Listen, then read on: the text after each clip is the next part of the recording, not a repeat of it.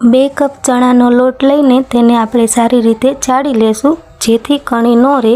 પછી તેમાં થોડુંક પાણી એડ કરીને ચમચી વડે મિક્સ કરીશું। સરસ મજાનું થીક બેટર બનાવશું। થોડાક ખાવાના સોડા ઉમેરીને એક બાજુ ફેટી લેશું। પછી તેને 5 મિનિટ રેસ્ટ આપશું। થોડી ખાંડ થોડુંક પાણી ઉમેરીને સારી રીતે ચાસણી બનાવશું। બેટરમાં થોડુંક તેલ નાખીને તેની સરસ મજાની ગુંદી બનાવશું। એક કડાઈમાં તેલ અથવા ઘી લઈને ચાળણીની મદદથી આપણે ગુંદી પાડીશું। જો ગુંદી કેટલી સરસ પડી છે, ચાળણીના મદદથી પણ સારી બને છે। પછી તેને ચાસણીમાં આપણે મિક્સ કરીશું અને એક સરસ મજાનું બાઉલમાં તેને ડેકોર કરીશું। તૈયાર છે માર્કેટ જેવી સ્વાદિષ્ટ ગુંદી। જો તમને આ વિડીયો ગમ્યો હોય તો લાઈક, શેર, સબસ્ક્રાઈબ કરો।